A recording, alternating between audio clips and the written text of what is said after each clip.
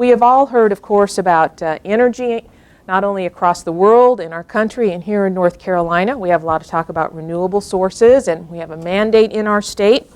We don't hear enough, many of us think, about nuclear energy, and we have the expert with us today.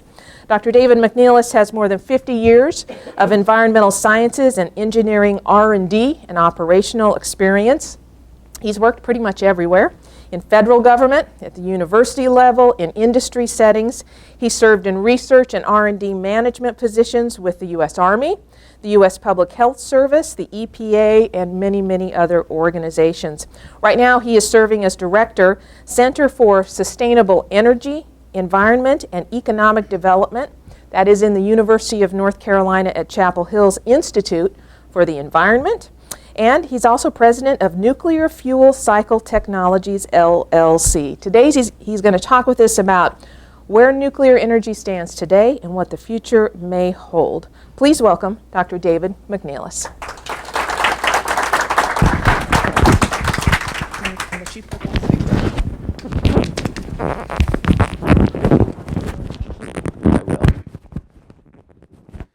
That's what happens when you get old. You have a long background. Anyway, I'm going to be talking about nuclear energy and what has been happening.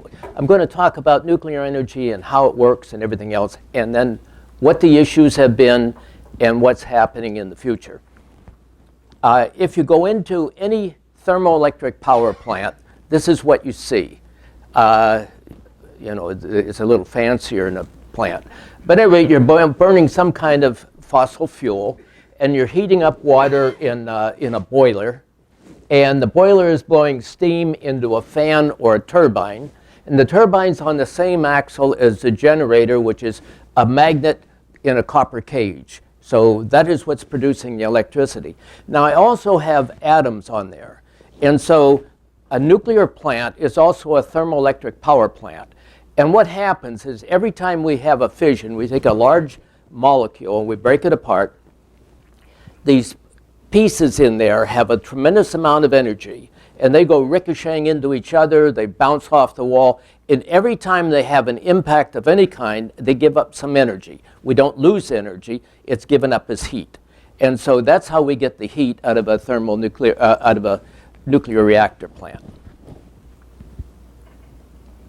This happens to be a Westinghouse power plant. Every power plant in the United States, and most everyone in the world, has a 4.5 to 5.5 foot thick concrete with massive rebar in it. The Westinghouse type plant is a pressurized plant, so it is this particular loop. This is water, and this particular loop, which is pressurized, doesn't leave the containment vessel.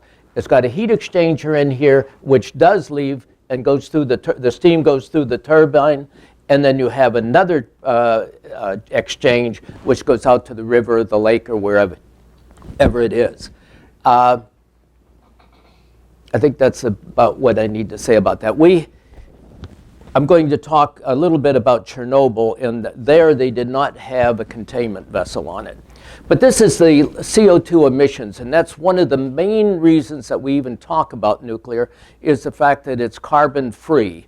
Once the plant is built, there are no greenhouse gases being emitted. So you can see on here, and the two big ones are coal and natural gas. And if we captured the CO2, or we captured the CO2, look at the difference between these two, or between these two. So it makes a tremendous difference. Here is solar PV, and here is nuclear. And you can see nuclear is one of the smallest emissions of any of them. And the only place we get CO2 emissions, once it's been built, is the security vehicles running around, or generators off-site, that kind of thing.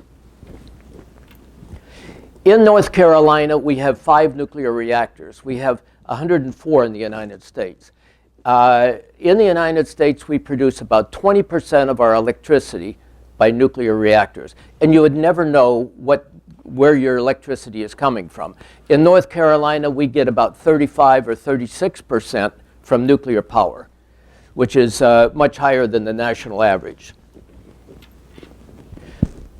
In the world, there are about 440 reactors, and they're in 31 different countries. And in 31, and what's not on here is Taiwan, which they don't recognize as a country for some reason, or we don't. There's, in addition to what's on there, the 440, this is in 31 different countries. There are also 60 under construction right now, and in 13 countries, many of them in China. China is probably the most productive in building nuclear reactors. Russia is up there. UAE is also building several of them. By the way, we have, in the United States, we have 6 reactors under construction right now. And I don't think people generally realize that. You can see Westinghouse has 3 of these. This is the recent Westinghouse, the AP1000. 2 of these are TVA plants that were partially built years ago, and now finally they're being finished up and they're going to be coming online. 4 of them are new plants. And if anybody's really interested, you can there's one nuclear plant for sale right now, one of the Bellefonte's plants, and 1,600 acres, and I'm serious, it's for sale for like $38 million or something like that.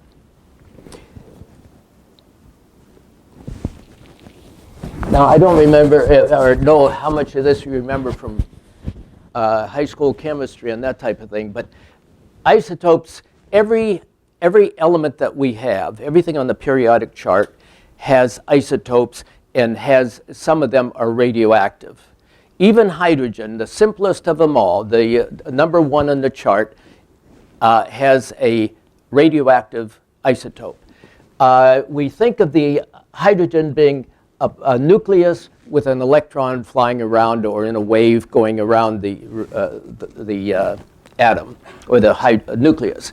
So hydrogen has 1 proton in the nucleus, that's all. Deuterium has 1 proton and 1 neutron. Tritium, which is radioactive, has 1 proton and 2 neutrons. So the hydrogen or the proton describes what element it is. So if we're talking about uranium, 92, it would be 92 protons. The fissile material we use in our reactors is 92 uranium-235. So it'd be 235 minus 92, and that's the number of neutrons. So again, that describes what element. The number of neutrons describe what isotope it is. That comes. I skipped something here. These are the 2, there's many reactions going on inside of a reactor, but these are the 2 that we're primarily interested in, and these come up in the discussion. But at any rate, we have uranium-235, which we have enriched. Coming out of the ground at 0.7%.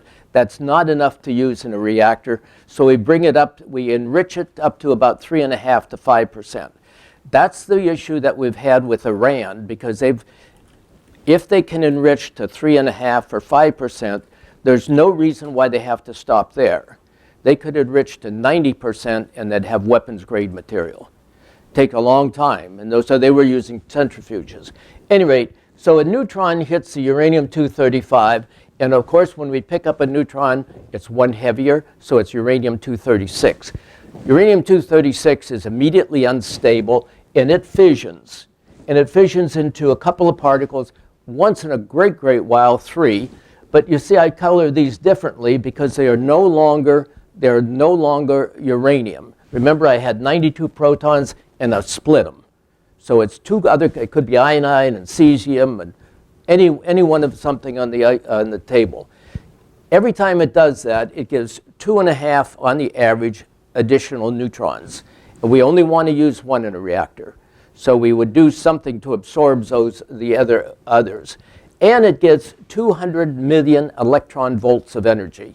That sounds like a tremendous amount, and it is because of the massive number of fissions we have, but It's not a lot of energy. If you had 200 million electron volts in your hand, it wouldn't be that much. Now, this other reaction is also in there because we have enriched it to 3.5 to 5%. The rest of it is uranium-238. And in the ground, uranium-238 accounts for 99.3% of the uranium. So it doesn't fission at the slow neutrons that we're using, so it doesn't fission nearly as well, thousands of times less. So the neutron comes in, it's absorbed, it becomes uranium-239. It decays in 2 steps down to plutonium-239. And plutonium-239 is also a weapons-grade material if you have enough of it. So that's what we call the capture atom, but it's also, and you've heard of breeder reactors, that's the reaction that's breeding, where you actually breed more fuel than you're using. So the one in the reactors, all of them in the United States, and I didn't mention this early, all the reactors in the United States are called light water. And the reason they're called light water is because water is used as a coolant, and it's also used as a moderator. By moderator, it slows these neutrons down so they work in here. The neutrons coming out are coming out at about 14,000 kilometers per second from a reaction. We want to use them here at about 1/4 of a kilometer per second. So we slow them down, the water does that. Now, in the breeding reaction, I'll talk about that later, but we use the fast ones.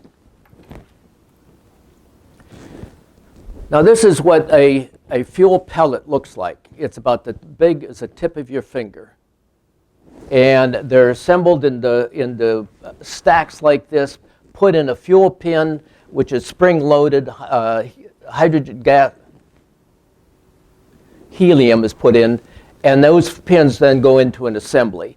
There'll be 150 to 300 of these assemblies in a reactor, and they're about 12 feet long, 15 to 17 inches on the side.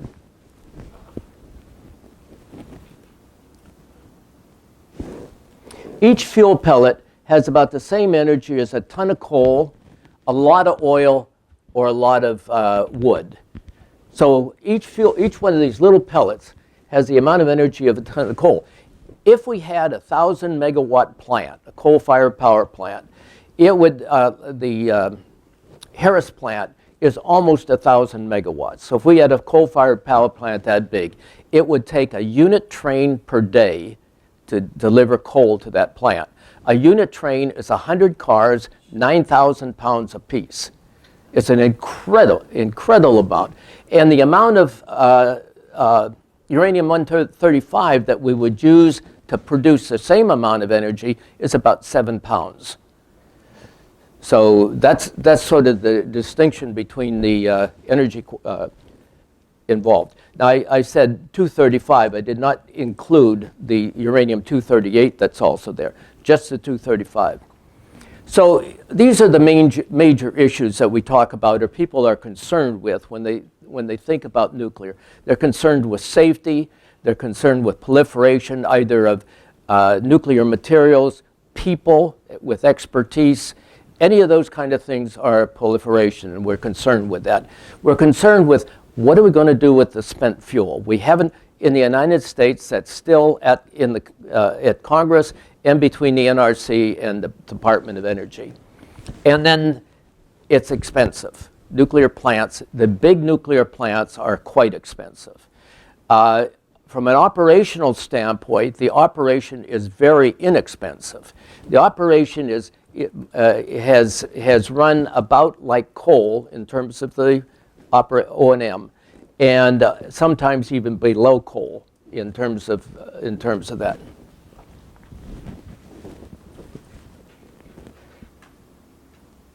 So we've had 3 Mile Island in Chernobyl, and most recently Fukushima Daiichi. So this is 1979, 1986, and 2011. At 3 Mile Island, we had a number. Was that me? We had a number of issues that took place. Some equipment malfunctions, some design-related problems, and some human errors. All of those have been fixed a long time ago. The radiation received at 3 Mile Island for the population there was about 1 millirem. If I get a chest x-ray, it's 10 or 11 millirem. So it's about a tenth of what a chest x-ray would be. Nobody has died as a result of, or prematurely or otherwise died from the event at 3 Mile Island.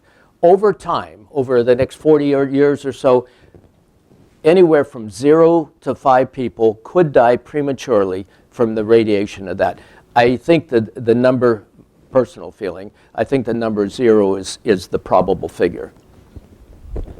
Epidemiologically, you could never, 40 years from now, after all of the exposure that everybody has to all kinds of things in the environment, and where they've moved from place to place, it would never be able to be tracked.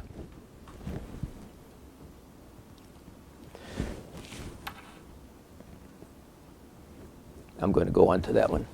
This happens to be a Soviet helicopter flying over Chernobyl. And that's the plant, was the plant at Chernobyl. This was, oftentimes it's referred to as an accident, but it wasn't an accident. It was a consequence, and I'll get into that. Chernobyl is right up here, almost on the Belarus border, and very close to the Soviet Union. And it's of course, it's using the river for its coolant water. Kiev is directly below Chernobyl. I was in Chernobyl several years ago, and when we visited, this is a fellow that was with me. Going into or out of a nuclear power plant, you're always checked for radiation.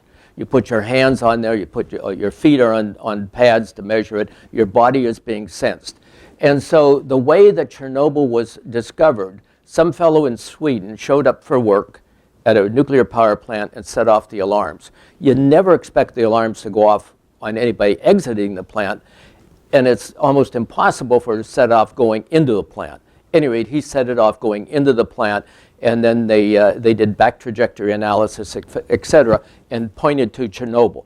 The Soviets did announce it for a few days after the event.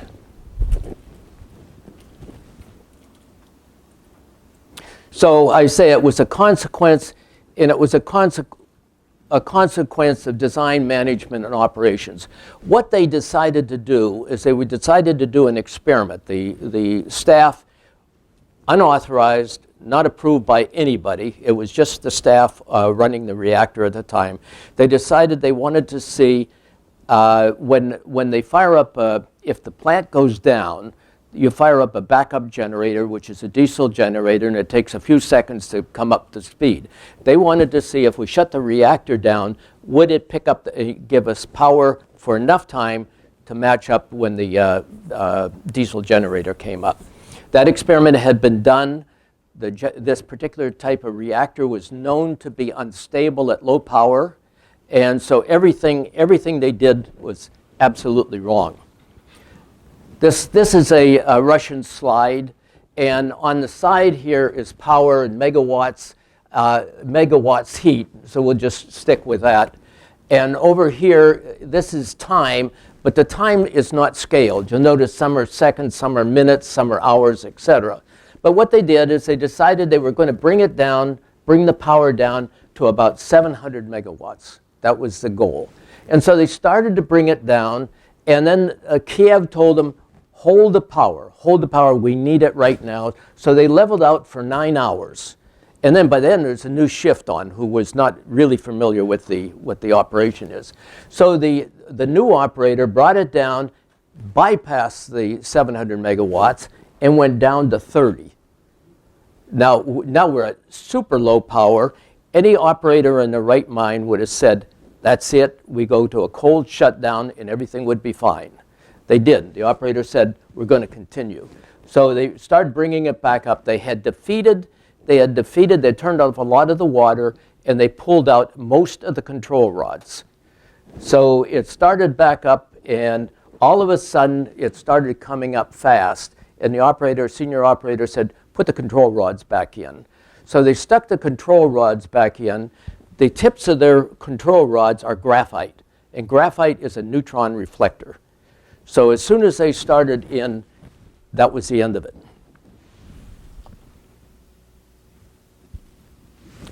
And so it blew up. Now, here's a main point when we talk about nuclear. This is not a nuclear accident. This is a boiler that it heats up, and as it heats up, the pressure comes up. As the pressure comes up, the heat comes up more. Pressure, heat, etc., until it blows up. It could happen to the boiler in your house, anywhere. It's a boiler blowing up. The problem in this case is when this boiler blew up, it blew about 5% of the core out beyond 50 miles. So it blew part of the core all over the place. Now, Was there a containment building? no, there was none. That's a good question, though. There was no containment on this particular type of reactor, and there was about 18 of them, I think, and RBMK. And the reason they didn't is they wanted to harvest the plutonium while the reactor was running. And they wanted to harvest the plutonium for weapons. And they couldn't do that with a containment facility. I think those are the only reactors in the world that don't have a containment facility. And they're almost gone now. There's, if there are any RBMKs running, it would be like 2 or 3. Now, this is the Daiichi plant, and this is the way a plant is supposed to work. That they got hit with a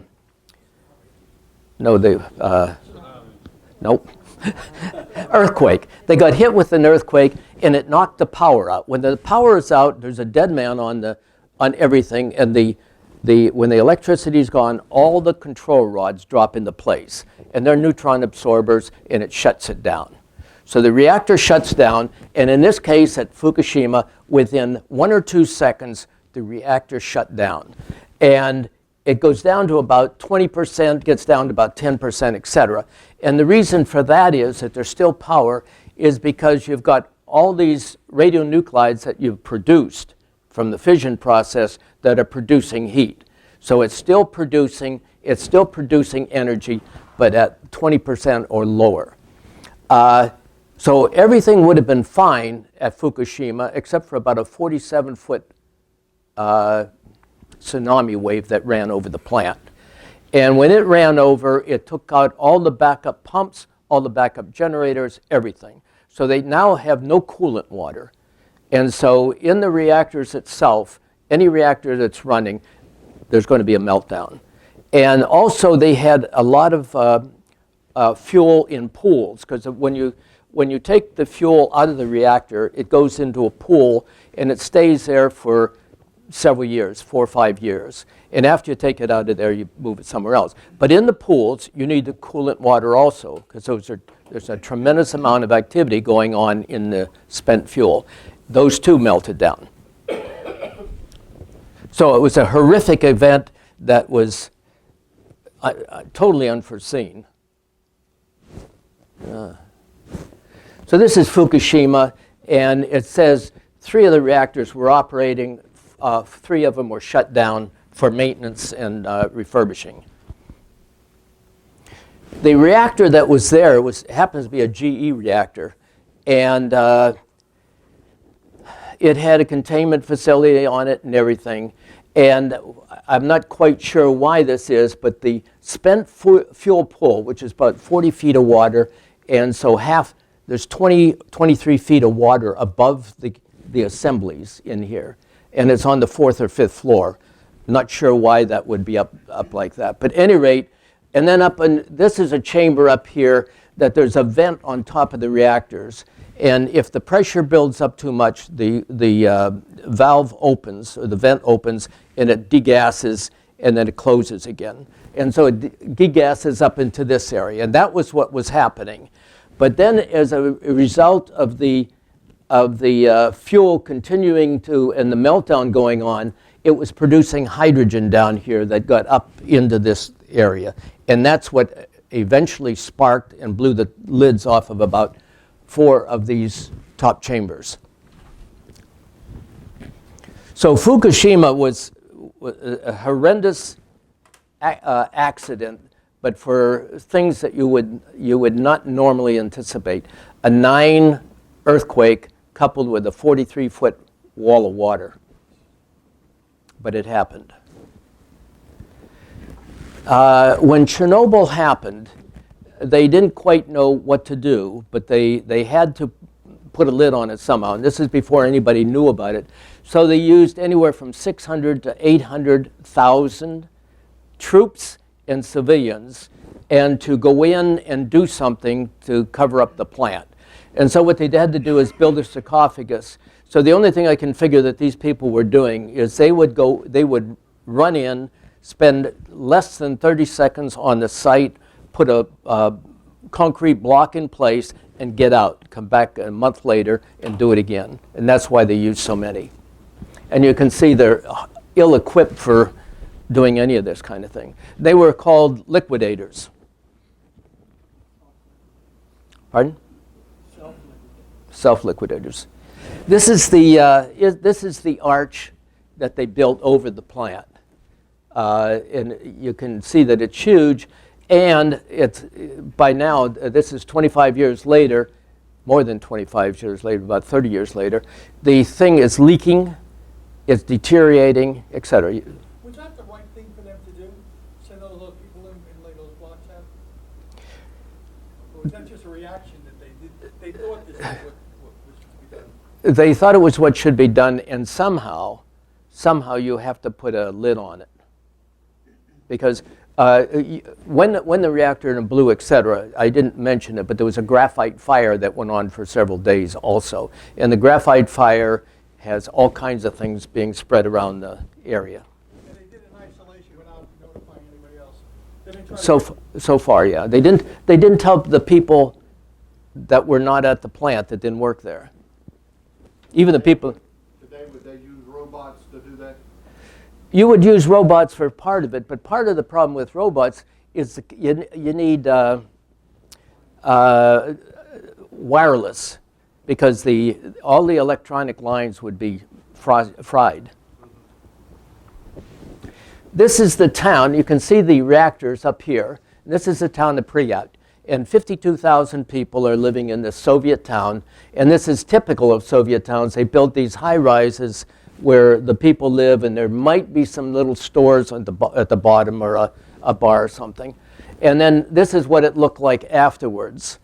And when we went to Chernobyl, we were allowed to walk over this entire area through the town and up very close to the reactor itself without any protective gear. And this next slide shows how the town was related to the reactor. You know, it's very close. The people in this town were not notified. They were notified a few days later. They were told they were going to be evacuated to take their folding money with them and a few items, because they'd be back in a couple of days. And they've never been back.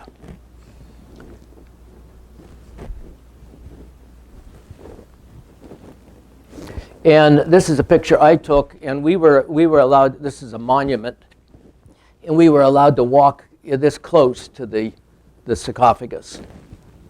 Now, having said that, you know, they talk about Chernobyl and the dead zones and all this kind of thing. We walked around in there, and I took 2 dosimeters with me. One I wore on my clothing, and the other one I left in the hotel.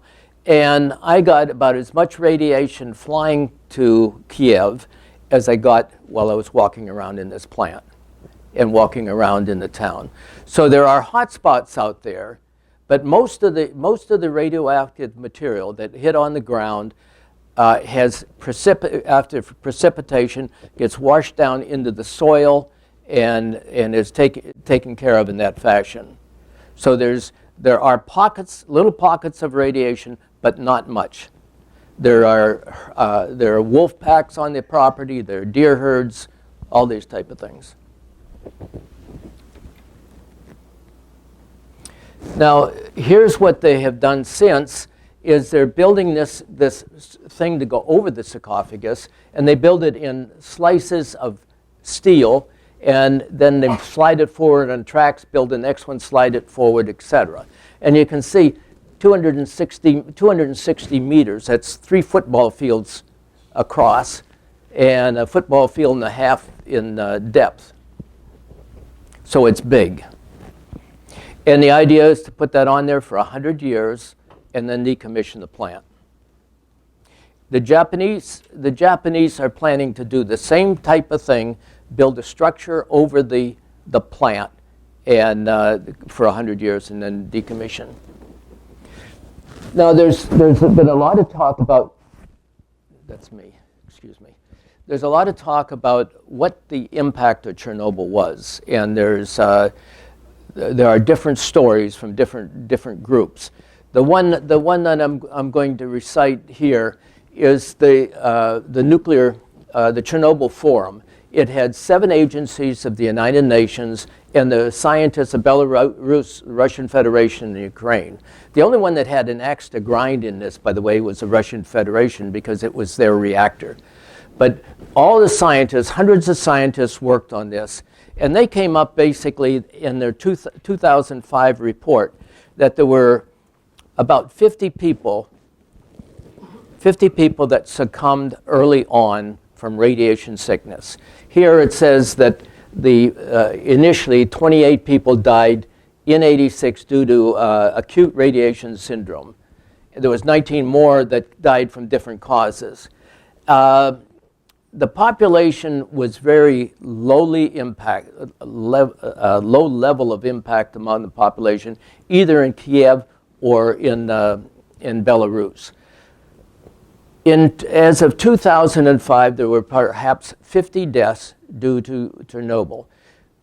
Over time, statistically, up to 4,000 more people might die prematurely from that accident or from that event. And these people would, instead of dying at 70, might die at 60 or whatever. We're now, as I say, we're 30 years past, and that the number 50 I gave you from 2005 is probably still far less than 100. So although it's a horrendous event, and it denies a huge area because although now I understand that they are having some eco tours in the Chernobyl area. Now this is what a pool in a reactor looks like. These are all assemblies going in, and there's an assembly going down. And so you have like 20 feet of water is needed to keep the radiation levels below acceptable levels. And you can see these people are not really suited out tremendously. You could put your hand in that water and you'd be fine. If you went down to the bottom, you would be a piece of charcoal instantly. Have any of you traveled to the NC State reactor? They have a 1 megawatt reactor at NC State, and it's kind of a nice tour if you can do it sometime. And you can get right down and you look right down in the reactor and you see this blue light coming from the radiation. Now each of the reactors in the United States produces about 20 tons of spent fuel a year. And the composition of the spent fuel is 96% of it is still uranium. Remember I said when you take it out of the ground it's 0.7%? Well, now it's about 0.8%, uranium-235. So it looks very much like that. That's reusable if we reprocessed. And the French and the British and the Russians and several countries reprocess. You've got 3% of fission and stable products, and which are very hot, and 1% of the plutonium and minor actinides. So really you've got 4% of things that are potentially a real issue in the spent fuel. In the United States, our policy has been not to reprocess, although that's changing. It's going to change more as we go along here. These casks that you put the fuel in, you know, in the policy in the United States, it was to send it to Yucca Mountain in Nevada. Senator Reid put the kibosh on that for a long time, but now it's back on the table. The AEC and Nuclear Regulatory Commission are reworking, and they're getting the permits done. But they've taken these casks and they've slammed them into a wall at 80 miles an hour. They've put them on a truck and they've run a train in them to a broadside at 80 miles an hour. They burn them in a fire for like 1,800 degrees for 2,000 degrees for up to 90 minutes. No damage. So here's where Yucca Mountain is. Las Vegas is right in here. The Nevada test site where the nuclear weapons tests have been done, and there was some 800 tests in the United States, and most of them at the Nevada test site. And right up against it is Yucca Mountain. I have been watching my time. There's a drilling machine that's, hope your dentist doesn't ever use something like that, but 25-foot diameter. And that's what makes the tunnels and the drifts. And then what they're looking to do in Yucca Mountain is they have main highways and then drifts where they put the fuel and the fuel pins. And the temperature of those things, the temperature of that fuel stays over over boiling point for out to 300 years. Yucca Mountain, when it opens, if it's to open, is designed right now for 70,000 metric tons. 10% of that goes to defense waste, and the rest is for commercial fuel. There's no reason, Yucca Mountain was designed as a single layer. There's no reason why it couldn't be multiple layers with a decent separation between them. Now this is showing, I'm showing toxicity here, toxicity and the activity from the spent fuel, etc. This is uranium in the ground. So it takes about 4,000 years, 3,000 years for it to drop, the toxicity to drop below the uranium in the ground. And then over time it depletes further. But some of the isotopes, americium, which is a large molecule, americium, plutonium, etc. And some of these actually, because of decay and daughter products, actually grow for a bit, like certainly down here and here. So waste is certainly a problem. Now here's something that's new, the small modular reactors. We've been using small modular reactors on every submarine we have. All of our surface vessels have small modular reactors. They do in China, they do in Russia, etc. But those are all water-cooled reactors that are smaller in size, and the small modular reactors are 300 megawatts or less. And I remember I said a big power plant's 1,000 or more. So these are fairly small. That currently generate base loads of 1,000 megawatt or higher. These they're factory assembled or fabricated, transported by truck or rail, and set up at the site and buried underground if that's the desire. Now, having said that, the NRC is more apt to approve light water reactors in small modular reactors because that's where our experience is. In breeder reactors or fast reactors, there's only one commercial reactor running in the world, and that's in Zarechny, Russia.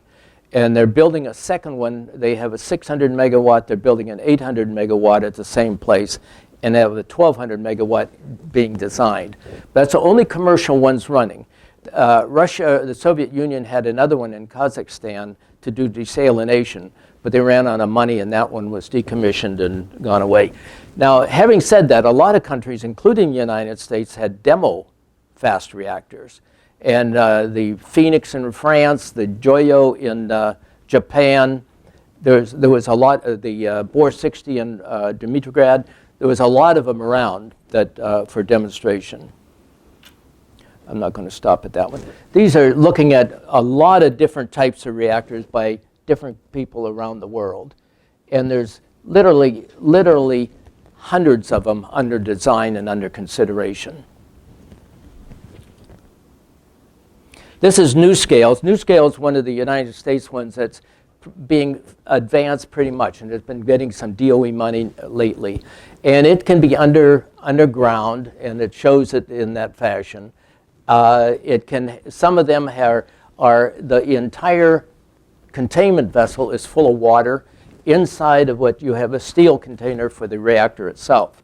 So they can be, in terms of safety, it's tremendous in terms of safety. In terms of non-proliferation, it's there. It's a small modular reactor that was perhaps built in a factory at much less the cost. And if we're using fast reactors, it burns up a lot of the fuel. I'm going to skip a couple of these. And I want to get to, this is one that Bill Gates is doing partial funding in. What they're doing here, if we're going to fast reactors, then that reaction I said that what we take is we use neutrons to hit the 238, uranium-238, and it converts it into plutonium-239. So this is the 239, the red ring. This is the startup fuel, and all of this is waste fuel, spent fuel, or whatever. And over time, the plutonium keeps growing and eating away at it, and pretty soon you have pretty much lost all of the fuel. These can run for 10 years. Bill Gates' thing came out originally up to 60 years. Now it's 30 to 40 years, that it can be underground and running that much time before you have to take it out and replace it. Please. Don't they have to keep taking it out to put it in the core? No, the fuel doesn't come out. The fuel, Grows like that? pardon? It just kind of grows out? Yeah. Yeah, the design of a lot of these is so that you do not have to, some are being designed for a few years, some 10 years, and others. So at any rate, the fuel types we're looking at is high temperature gas, lead, heavy metal, lead, bismuth, eutectic, and sodium, liquid sodium. All of these are designed so you can run the reactor at a much higher temperature, much better heat.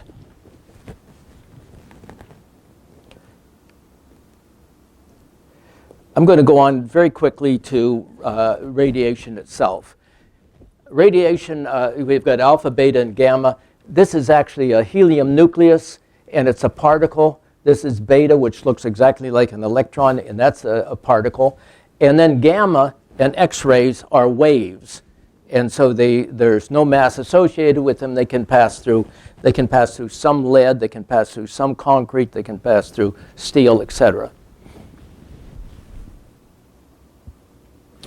And if we look at the electromagnetic spectrum, over here we've got radio waves, microwave, and that type of thing, and over here X and gamma rays. And all of these are the same type of phenomena. They're all covered by the electromagnetic spectrum. So the only difference in this is the frequency and the energy and the wavelength. And so everything we do, radio waves on up through the visible spectrum, ultraviolet, X-ray, and gamma ray, are all part of the electromagnetic spectrum. And it's just, the only thing difference, if you increase the frequency, the energy goes up and the wavelength goes down. And so they're related, et cetera, in that fashion. But that's also a bit of a surprise to lots. And then this one just shows that as the energy picks up, it starts to heat up in your body or wherever, and you get up into the infrared, and then you go on up through the visible, and right here is where it's ionizing. You're putting enough energy in so it not only heats up, but it breaks bonds, and it disrupts the DNA. And so stay out of tanning booths, and there's your X and gamma rays. But tanning booths is where you start getting into ionizing radiation. Now here's kind of a neat one. Do you know you all have hot bodies? The average body burden is 114 disintegrations per second per kilogram. We all have something like that. And we take in about 165 disintegrations per second per day. And that's from the food that we eat and the water we drink, and it has nothing to do with reactors, it has nothing to do with weapons or anything else. It's natural radiation. And so on an average basis, on an annual basis, we get a chest x-rays, 10 or 11 milligram. We get about 360 a year, millirem. Cosmic radiation, most of it from radon. And then if you live in Denver, which is a mile high, you're going to get more radiation than you do here. Pilots get more than we would sitting on the ground. Astronauts, a lot more. If you're signed up for Mars, it's a different deal. This is also interesting. A couple more slides.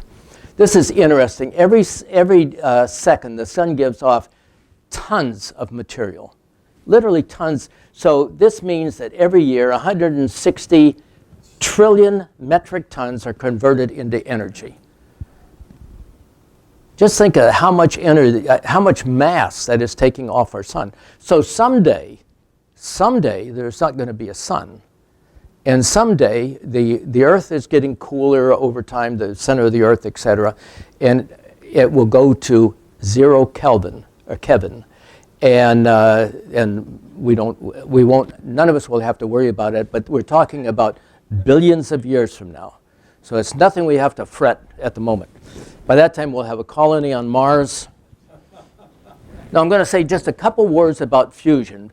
Fusion is a great in terms of it's a nuclear reaction, but there is no waste associated with it. So if we look at the atomic masses, we've got hydrogen down here, we've got uranium 235 and 238, plutonium 239 here, and we look at the excess energy in the nucleus, so in the neutrons and the protons. And up here it's high, and over here it's high. So this is where we fuse. We fuse deuterium with tritium, tritium with tritium, deuterium with deuterium, etc. And over here we fission plutonium, thorium, uranium, etc. And that's where we get the energy. This is a tokamak. This is the one that's, there's a number of these going on, but the United States, China, and everybody's involved in the ITER in France, the International Thermonuclear Experimental Program. And what they have to do is they have to form a plasma. We have 4 states of matter. You've got liquid, solid, and gas. And if you take a gas and you heat it high enough, you're going to break the atoms apart. You're going to break it into electrons and protons, positive charges and negative charges. And so they're commingled in this thing, and that is a plasma. And the plasma that they want in there is 15 times hotter than the sun. So now you put something 15 times hotter than the sun in a metal box. And that's where they are right now, is figuring out that. And so you have to keep it, we have inertial confinement, and we have electromagnetic confinement, et cetera, where you're keeping the plasma without touching walls, et cetera.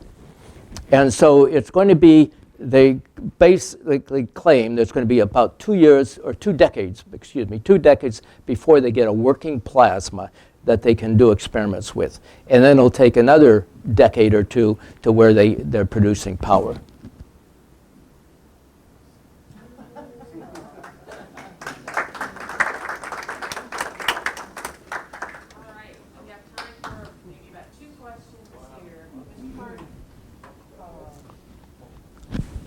I had read an article 10 years ago that thorium was going to replace uranium. Not very quick. There's doing some work with thorium.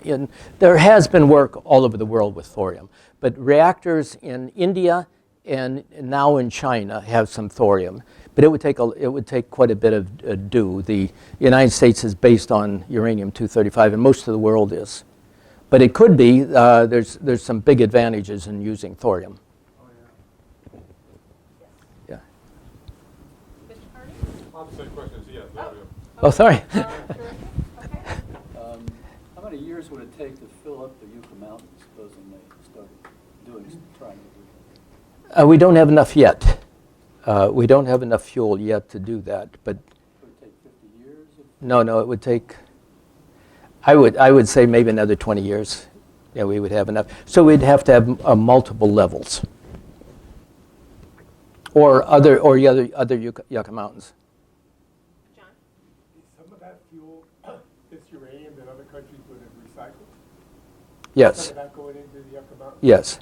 Why don't we just recycle it? Well, our policy since the Carter administration is not to. Two reasons. One, it was more expensive than burying it. At least that was a concept. As it turned out, Yucca Mountain has been very expensive. But it was thought to be more expensive. And the other one is when you do that, you isolate plutonium. And that's a weapons grade material. And so they were concerned with that. Now, since then, we are looking at closing the fuel cycle and using fast reactors. And as I showed you, they're using spent fuel as the fuel for the reactor, converting it into plutonium and then burning it. How long is the regulatory process to get a plant built? What is that like? It was horrendous. When the reactors were built in this country, and the reactors were, every one of them was different. They were built by different groups, and so there was considerable differences. This AP1000 that I showed you, the NRC has made an effort to close the gap on some of that process up front. So they have approved the AP1000 through the NRC before anybody ever thought about building one. And so if you want to build an AP1000 on this spot, the reactor's already approved through NRC. And so what they're doing, the licensing, instead of having 5 different licenses that you have to get, they've compressed that to where it may be a couple licenses. That was a big cost, so that took years and years. So it was probably, on some of the reactors, it may have been as long as a 10-year political fight. And every time you went for a permit, there was litigation, and you had to go through that, and then another permit, more litigation, et cetera.